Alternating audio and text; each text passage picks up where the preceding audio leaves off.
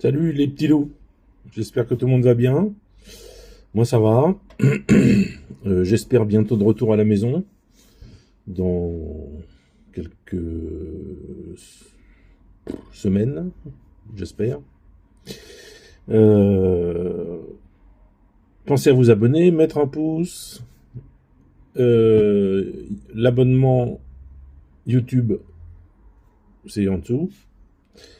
La cagnotte Tipeee, alors ça m'aide beaucoup, vraiment beaucoup, vu que YouTube ça paye plus rien.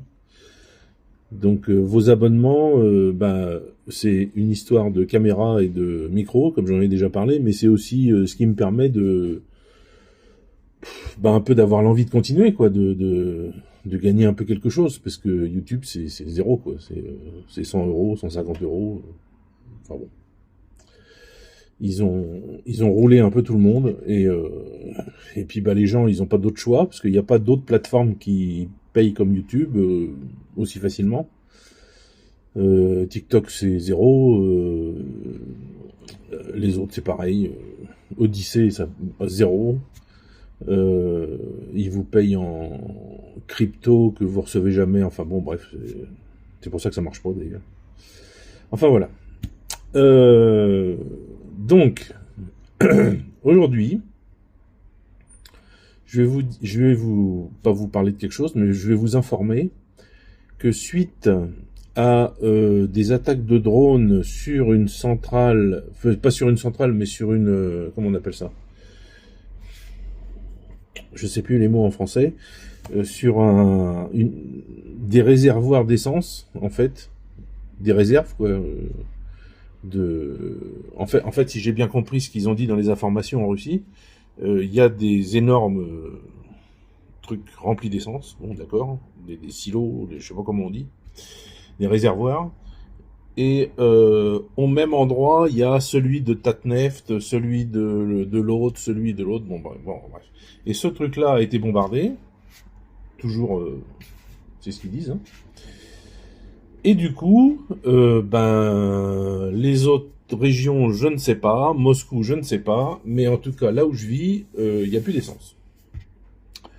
Elena est rentrée hier soir. Elle est rentrée de là où elle était. Elle avait ramené notre petite fille chez sa maman. Elle est revenue en train et elle a voulu aller faire de l'essence. Heureusement, ça je l'avais pas compris au début, mais heureusement, il reste la moitié dans le réservoir. Euh, Elle a été à la station et la station est fermée. Alors on s'est un peu renseigné parce que nous on n'était pas du tout au courant de ça. Ça date du 11, du 12 juin. J'ai vu des photos du 13 juin où il y a des files, des queues de voitures jusqu'à en plus finir. Et bon, on a vu que le gouvernement du coin contrôlait les prix parce que les prix ont augmenté. Du coup, c'est plus 60 roubles le litre, ça doit être 66, je crois. Bon, ça va, ça reste raisonnable. Euh, Elena a été à toutes les stations de la ville et il y a plus rien du tout. Tout est fermé. Voilà. Donc nous personnellement, enfin elle surtout, elle a la solution de la maison de sa maman qui est tout près de son travail, qui est à 150 mètres, 200 mètres de son travail. Donc je lui ai dit qu'elle fasse un jour sur deux, quoi. Un jour à la maison, un jour au track. Et comme on a beaucoup d'amis dans notre village, et les villages à côté, c'est un peu toujours la même personne qui va le faire, de prévenir, de venir donner à manger à Dina, aux poules, aux chats, voilà. De faire un petit peu comme elle a fait là pendant quelques jours. Donc voilà. C'est casse-pied, dans des moments comme ça. C'est comme quand des fois l'hiver, l'été ça arrive moins, mais l'hiver avec les chutes de neige, tout ça, il y a des coupures d'électricité. C'est là qu'on se rend compte que qu'on dépend complètement, quoi. Enfin, tant que c'est la journée, ça va, on se démerde. Mais dès que le soir arrive et que la maison est totalement noire, qu'il n'y a absolument pas d'électricité, il n'y a pas une lumière ni dans la rue ni chez nous, heureusement, on prévoit, on a des bougies. On a aussi des lampes frontales. On a aussi les téléphones portables, s'ils sont chargés.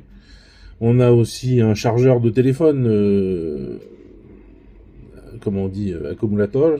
En français, c'est un chargeur de téléphone, quoi, voilà. Une boîte noire, là. Malheureusement, quand j'ai pris l'avion, la première fois, quand j'étais parti au Kazakhstan, j'avais un gros chargeur de 3000, je sais pas quoi, là, ou 30 000.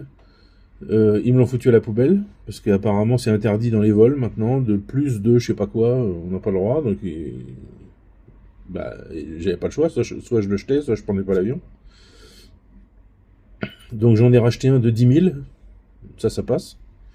Mais ça charge une fois le téléphone, une fois, peut-être deux, quoi, mais pas plus, quoi. Tandis que l'autre, il chargeait 10 fois, quoi.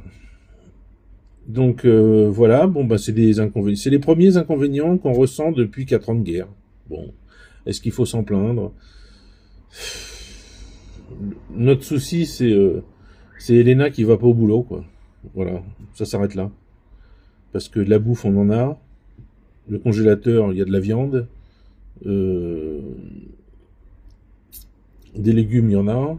Là, bientôt, il va y avoir les tomates qui vont arriver. Les tomates, enfin tout, quoi. Tout ce que Elena a mis à pousser.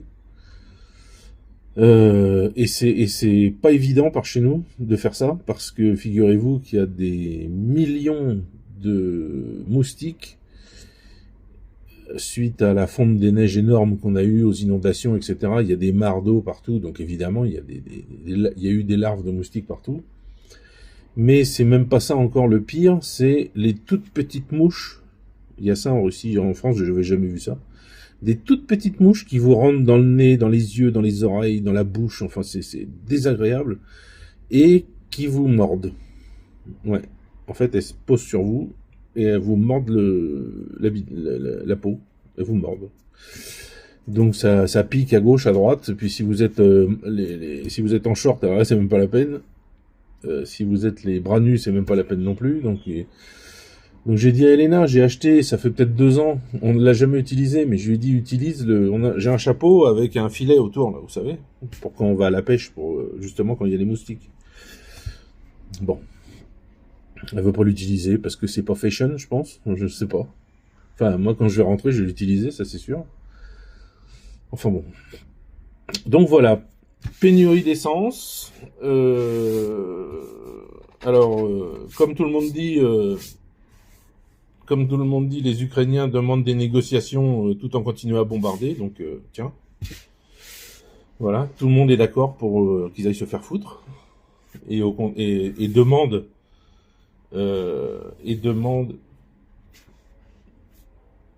En fait, en Russie, ça se passe comme ça. Il y a des comités qui se font.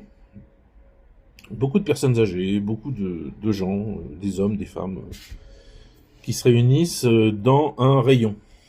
Voilà, c'est leur rayon, voilà, ils se réunissent, ils font une réunion, ils viennent, il y a 20, 50, 100 personnes, ça dépend.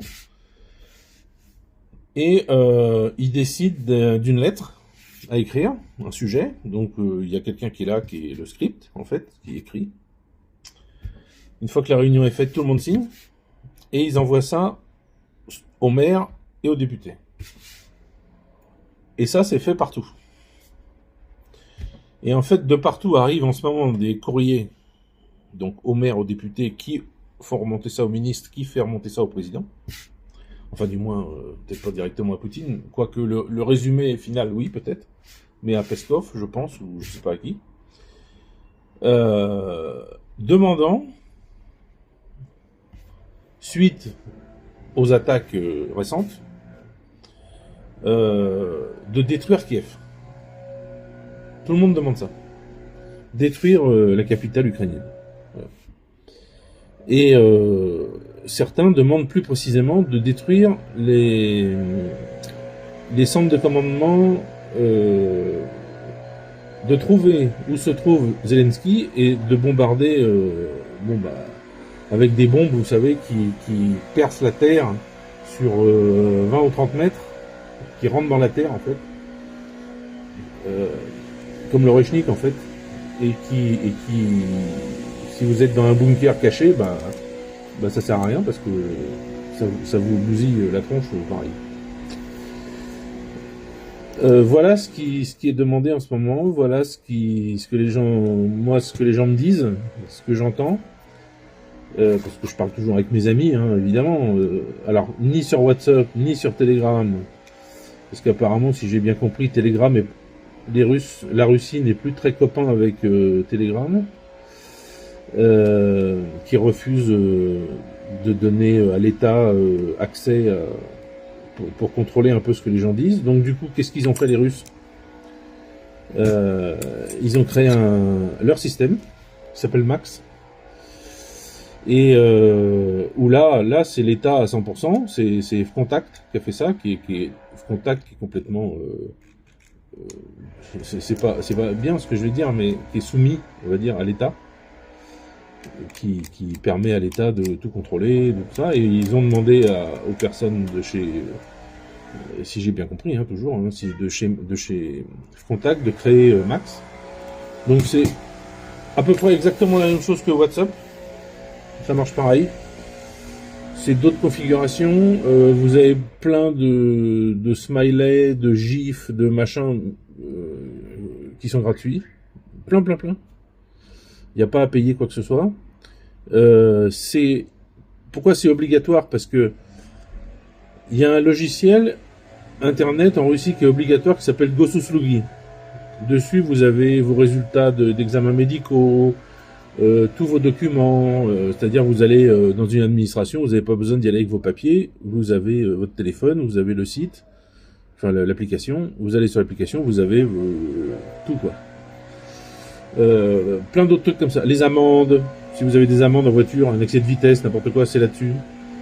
Voilà, donc c'est obligatoire pour tous les Russes d'avoir ça.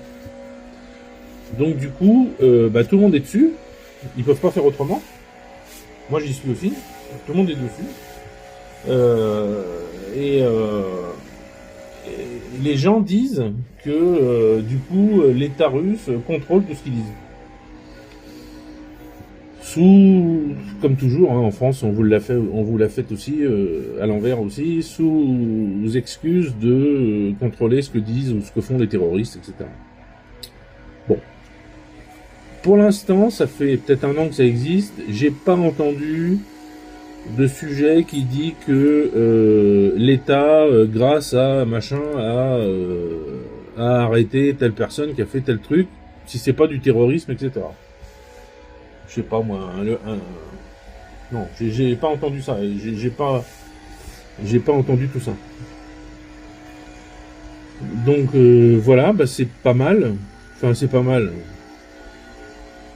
Bon, moi je ne dis rien de subversif, ni de terroriste, ni de rien du tout. Donc je m'en sers pour parler avec Elena, là, je vois qu'elle vient de m'envoyer un message d'ailleurs dessus.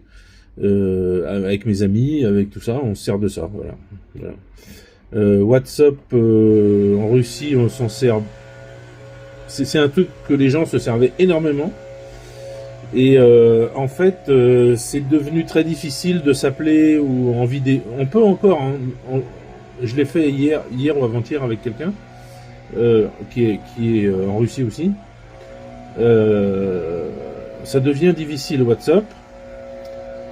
Telegram, on peut s'appeler en vidéo, mais c'est pareil, ça coupe. Toutes les 30-40 secondes, ça coupe, faut se rappeler, ça coupe, faut se rappeler. Bon, ça se fait rapidement, mais bon. Disons que si les deux personnes savent ça, ça coupe, on se rappelle sans dire à chaque fois « Ah ça a coupé ». Non, on continue notre conversation et puis voilà, on fait comme ça, quoi. Bon. Concernant... Alors, ce qui sauve les gens, c'est les VPN. Parce qu'évidemment, sans VPN, WhatsApp fonctionne pas. J'ai entendu dire, assez sérieusement, que la Russie avait la technologie pour bloquer tous les VPN, sans exception. Ils ont fait un test au niveau national, il y a je sais pas quand. Ils ont coupé tout pendant 2 heures. C'était un test. Ça a marché. Tout a été coupé. Il n'y a plus rien. Alors, ils l'utilisent pas, ils le font pas parce qu'ils veulent garder cette arme, cette possibilité en cas de gros coup dur, quoi. En cas de vraiment une attaque hyper massive où l'OTAN se met à balancer des drones aussi, ou je sais pas, enfin un truc très très important, ils gardent ça dans leur poche. Euh, donc voilà, on en est là. Donc là, c'est les petits problèmes qu'on a du fait de la guerre, c'est ça. C'est pas les prix dans les magasins, parce que contrairement à vous, tout ce qu'on a dans nos, enfin pas tout, mais 80% de ce qu'on a dans nos magasins, c'est des productions locales. C'est pas des trucs qui viennent, des tomates qui viennent de Tunisie ou je sais pas quoi, qui viennent en avion. Non, non, non, on n'a pas ça. Au pire, c'est fait dans, si c'est pas la saison, c'est fait dans le sud de la Russie et il y a des camions tous les jours qui viennent, qui approvisionnent.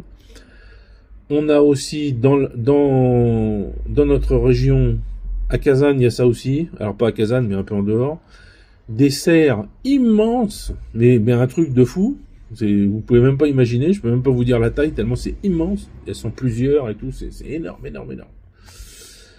Qui font en hiver russe, hein, par moins 30, moins 40, enfin bon, ces serres sont chauffées, et ils y font pousser des tomates. Des tomates, des concombres, ce qui fait qu'on a des tomates, des concombres en hiver. Alors, c'est pas la même qualité, c'est des tomates un peu dures, là, vous savez, limite mûres, quoi, enfin, vraiment. Les concombres, ça va. Euh, alors, il y a très peu de petits concombres russes. Il y a beaucoup de grands concombres comme vous avez en France. Enfin, une taille un peu plus petite. Et donc, il y a ça comme problème, voilà.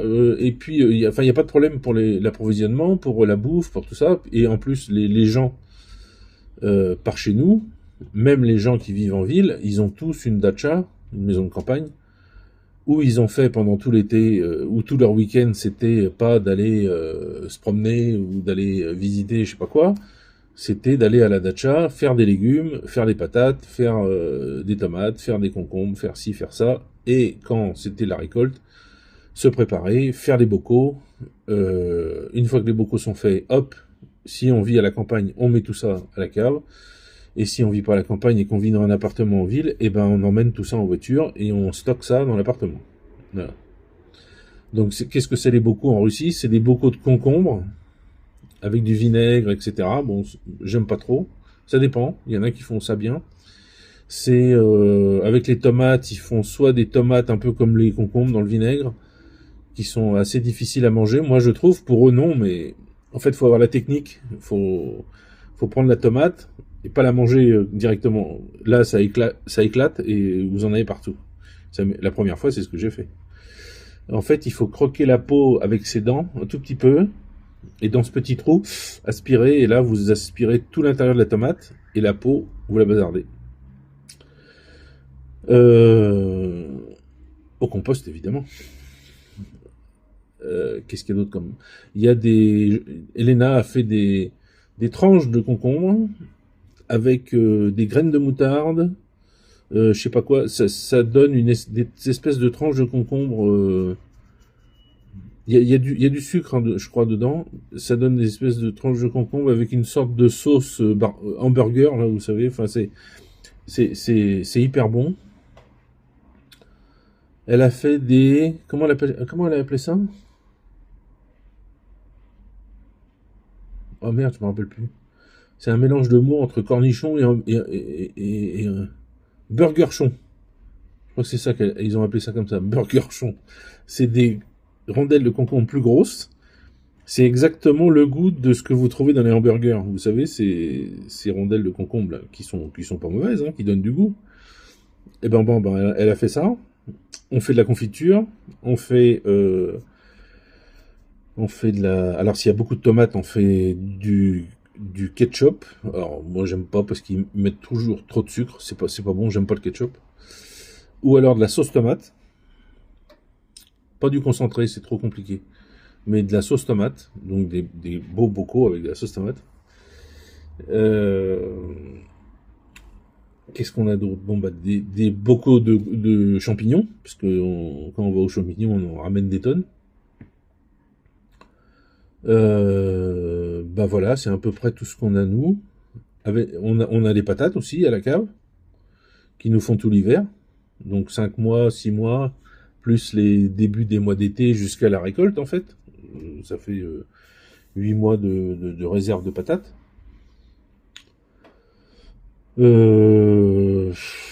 Voilà, vous voyez, donc on se démerde, on peut se démerder. Les voisins ont des moutons, quand ils tuent un mouton, bah, on en achète un peu. On achète une cuisse ou enfin un gros morceau.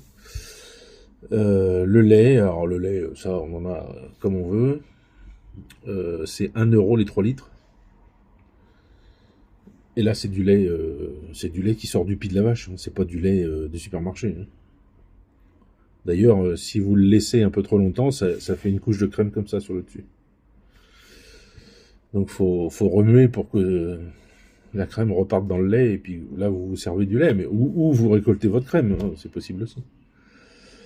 Quand on avait les chèvres, on avait l'intention d'acheter un petit appareil pour faire du beurre, mais bon, comme on n'a plus de lait, nous, bon, on fait pas. Mais on pourrait acheter à 1 euro les 3 litres, on pourrait en acheter à mon copain, là, qui a des vaches, et faire du beurre, oui, on pourrait faire ça, ouais. C'est une idée pour le futur, voilà. Bon, enfin voilà, je voulais vous raconter surtout cette histoire d'essence. Je suis parti sur mes histoires de concombres. Mais bon, bref. Donc on n'a pas d'essence, voilà. Donc d'après ce qui est marqué sur Internet, ça va venir. Le gouvernement s'en occupe, blablabli, blablabla, comme d'habitude. En attendant, on n'en a pas. Voilà. Donc j'ai dit à Elena de mettre dans la voiture le reste d'essence qu'il y avait dans mon gros bidon rouge dont je me sers pour mettre dans la tronçonneuse, dans la tondeuse, dans tout ça. Voilà. Je sais pas combien il y a, il doit y avoir 2-3 litres, mais enfin bon, ça lui fera faire un aller-retour au boulot en plus, quoi. Voilà. Allez, je vous laisse. Mettez-moi en commentaire si vous avez été jusqu'au bout de la vidéo. Non, c'est pas ça que je veux dire, mais je vais essayer avec cette vidéo de mettre les sous-titres. Des sous-titres, alors je sais pas comment vous allez les voir, je sais pas dans quelle langue vous allez les voir, mais je vais essayer de mettre en anglais, en chinois, en je sais pas quoi, apparemment on peut mettre plein de langues, enfin bon bref, je vais essayer de faire ça. Donc dites-moi si ça marche. Voilà. C'est aussi, c'est fait pour les étrangers, mais c'est aussi fait pour les sourds et malentendants. Voilà. Allez, je vous laisse, bye.